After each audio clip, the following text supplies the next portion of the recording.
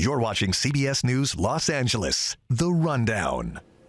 Hello, I'm Amy Johnson. Here's a look at your top stories. The family of an LA County Sheriff's deputy ambushed in Palmdale has announced a wrongful death lawsuit against the department. Deputy Ryan Clinkunbroomer's family's attorney says Clinkunbroomer was severely overworked by the department and that if he hadn't been so tired the night he was attacked, he may have been able to fight back. The incident happened back on September 16th outside the LA County Sheriff's Station in Palmdale. Driver pulled up to the 30-year-old deputy and then shot him. He died at the hospital. Family attorney says Clinkunbroomer was working a 16-hour shift that day. He had also worked 69 hours of overtime in the 2 weeks before his death. First, there is not enough deputies. Secondly, by having so many deputies working overtime, it creates a danger to the deputies and a danger to the community. And this case is about public safety. I worked 3 years in patrol as a field sergeant. My number one goal as a field sergeant was to ensure that those deputies went home every night. And I can't do that for my son.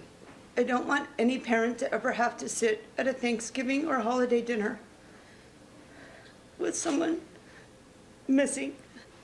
I wish I could go back to September 16th. The LA County Sheriff's Department released a statement saying, in part, the senseless ambush murder of Deputy Ryan Clinkunbroomer was the epitome of evil, and the department continues to mourn his death. We lost a valued member of our department family who was committed to serving our communities. The Sheriff's Department remains committed to securing a successful prosecution against the individual responsible for Ryan's murder. Our thoughts continue to remain with the entire Clinkunbroomer family. Kevin Salazar has been charged in the killing of Ryan Clinkunbroomer. The 29-year-old has pleaded not guilty by reason of insanity. He is being held without bail until his trial. Well, a fire in South LA left 17 people displaced. It spread to 7 homes, some of which were damaged. Others were completely destroyed. 3 people were taken to the hospital, but they're expected to be okay. Firefighters believe the fire started at a property that was under construction. Neighbors rushed to warn each other about the intense flames. I got in the truck. I didn't see nothing because my head was down. Because if I would have gone up, it would start burning my face. Well, the problem is one of the challenges we had because there was so much fire and so much heat, it immediately started taking power poles off and also nearby vegetation. Firefighters are still checking for hot spots and trying to help the displaced residents. More on this story ahead at 4. Well, a big and muddy mess in Hacienda Heights. Crews are working to repair a water main break that caused a sinkhole last night. KCAL News reporter Jasmine Veal is there this afternoon. I'm Jasmine Veal. I'm here in Hacienda Heights, right off Avocado Terrace in front of this home, talking about this huge, muddy mess. I just spoke to Richard inside. He hasn't been able to open his front door up until a few minutes ago with these crews hard at work digging out all of this mud because I want to show you where it came from. This happened when a water main burst last night, a little after 7 p.m. or so. As I was talking to the San Gabriel Valley Water Company, this water main that burst up there above on Ed Ridge sent just a ton of water, and then all of this mud, debris, trees knocking over his trash cans. I mean, just look how thick it is piled up here in his front yard. Again, Richard, the homeowner, says the fire department basically startled him by pounding on the front door, saying that all this mud had come into the front of his house. There's some flooding inside. His closet also I saw is full of mud. I talked to a homeowner who lives up there on Ed Ridge, and he says for weeks he's noticed some of the cracking in the street, and then last night he noticed the cracks getting bigger on Ed Ridge. He called the water company to tell them to respond to that a water main could burst, that the street could give way, and sure enough it did. And that's what we are seeing the result of right behind me. So the resident I spoke with, Devlin, says he's not frustrated. He knew that this was going to happen, that this was a possibility from all that pressure on the water main, that he noticed those cracks forming in the street. So we're going to hear more from him. I just spoke to the vice president of the San Gabriel Valley Water Company, who says that this this concrete pipe from the 70s was shifting, and there's no flexibility. So sure enough, with the Earth's movement, he says that's what caused it to burst, causing the mess, the damage that you see behind me. So cleanup is underway. They have the heavy equipment. I just saw K-rails come in.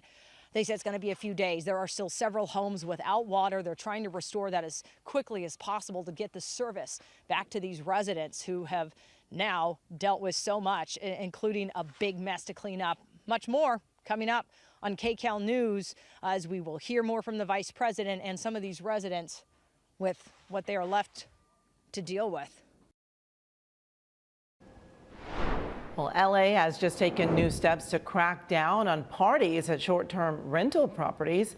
City council members unanimously approved a new law that would require hosts, including hotels and those on Airbnb, to obtain a police permit. That means getting permission from a local police department in order to operate. Now, many businesses in LA, like car valets, cafes, skating rinks, and secondhand shops, are already required to get police permits.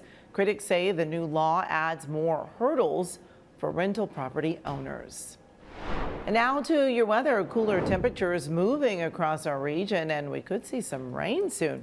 KCAL News meteorologist Olga Ospina is tracking the latest conditions in your next weather. Olga. Hi, Amy. Yes, we're going to be starting to feel those changes already by tomorrow. Today, though, still another beautiful day. You just saw the sunshine out there, and temperatures once again this afternoon in the 70s. So today, the last day, at least for a few, that we're going to continue experiencing those dry conditions and the mild temperatures, meaning 60s and 70s. But we have some storms on the way. That's going to mean wet weather Wednesday into Friday. It's not going to be nonstop. It will have periods of unsettled weather. And then the cooling trend starts up on Wednesday, continuing still into the weekend. At this point, the weekend's looking good, though. So I want to show you that future cast. And here is the look at that first low pressure system that's going to start making its way into Southern California, already impacting Northern California as we head into later tonight. And for us, by the afternoon hours of Wednesday, starting to see some showers. So this is going to be a little bit lighter in nature. We're going to catch the tail end of this system, so not expecting a whole lot of rain.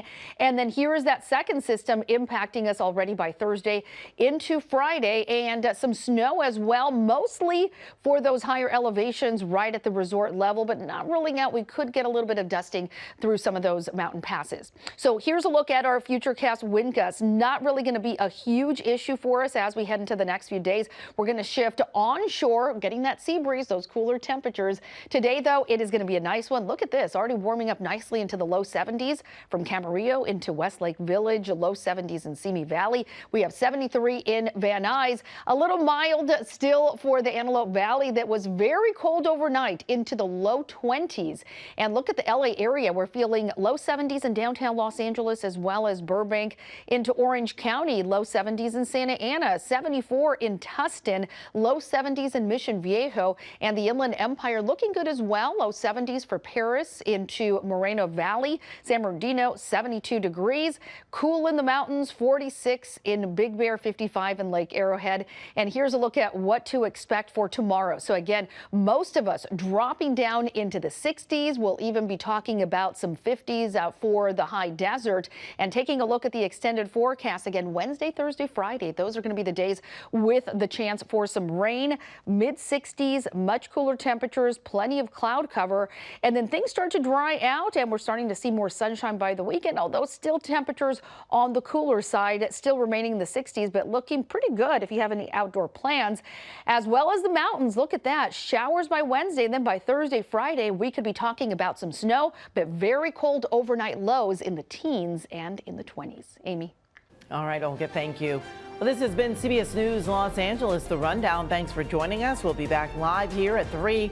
And today we'll be interviewing California Attorney General Rob Bonta about how to make safe Giving Tuesday donations. So make sure to join us then.